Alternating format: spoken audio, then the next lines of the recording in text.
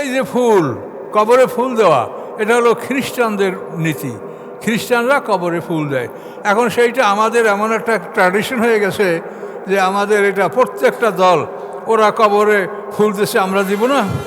নাহলে তো আমরা রাজনৈতিকভাবে পিছিয়ে যাচ্ছি। কি সবাই মাজারে যায়, তো আমরা যাব না? তো এগুলি মানে দেখা দেখি শিরক। এটা ইব্রাহিম আলাইহিস সালাম বলেছেন যে মাওয়াদ্দাতা বাইনিকুম ফিল হায়াতিদ দুনিয়া, যে তোমরা যে শিরক করো এটা দুনিয়ায় তোমাদের পরস্পর ভালোবাসা বজায় রাখার জন্য। ওরা গেছে আমরা না গেলে কেমন হয়, ওই দল গেছে আমরা না গেলে কেমন হয়, তো ওদের ফুলের তোড়াটার সাথে আমাদেরটা আরও বড় হবে।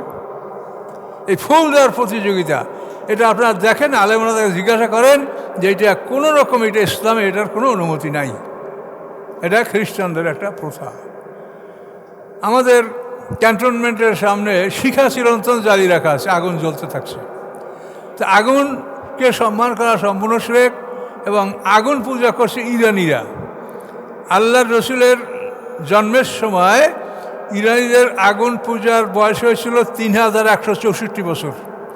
3164 বছর পর্যন্ত ইরানিরা এক নাগারে আগুন জ্বালিয়ে রেখেছে, অগ্নিপূজক মজুসি। আল্লাহ রসুলের জন্মের রাতে তাদের আগুন নেমে গেছিল। এটা আমার সিরাত গ্রন্থ আল্লাহ রসুলের জীবনী আমি লিখেছি, সেখানের বিস্তারিত বিবরণ দেওয়া আছে। আল্লাহ রসুলের জন্মের রাত্রে সেই আগুন তাদের নেমে গিয়েছিল, কোনো চেষ্টা করে তারা আগুন জ্বালাতে পারে নাই।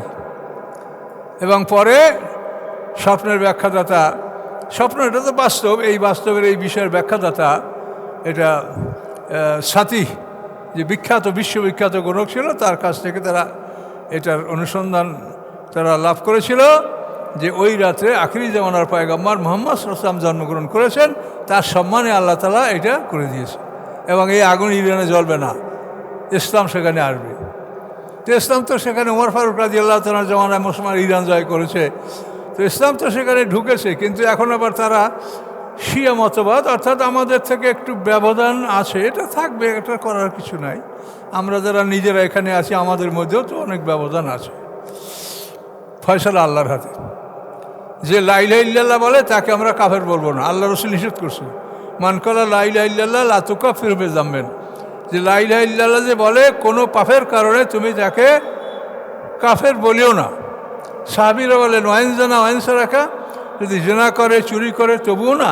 হুজুর বললেন যে না, ওয়াইন জানা ওয়াইন সারাকা, যদি জেনাও করে চুরিও করে, লা ইলাহা ইল্লাল্লাহ এই কলেমাকে যতক্ষণ অস্বীকার না করবে ততক্ষণ পর্যন্ত তোমরা তাকে কাফের বলবে না। এইভাবে আল্লাহ তাআলা সারা পৃথিবীর মানুষটাকে দুইটা দলে ভাগ করেছেন, মোমেন এবং কাফের।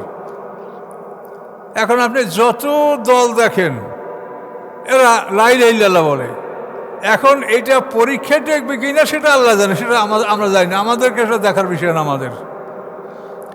আল্লাহ বলছেন আমি বিনা পরীক্ষা কাউকে নিব না। এখন এই লা ইলাহা ইল্লাল্লাহটা সে পরীক্ষায় পাশ করবে কিনা, এই লা ইলাহা ইল্লাল্লাহর অর্থ কী আর সে মানছে কি করছে কি, এটা পরীক্ষা করা হবে। এই পরীক্ষায় ফেল করলে সেটা আমরা জানি না, কিন্তু লা ইলাহা ইল্লাল্লাহ বলে আমরা তাকে কাফের বলবো না, এটা আমরা জানি। কিন্তু আমরা তো সমাজে আমার মতো একটা আমল অমুকে করে না, হ্যাঁ ও কাফের হয়ে গেছে, আমরা মানে অহরহ মুখে আমাদের যা আছে তাই বলি। তো এগুলি প্রমাণ করে যে এদের ইমানের সমস্যা আছে।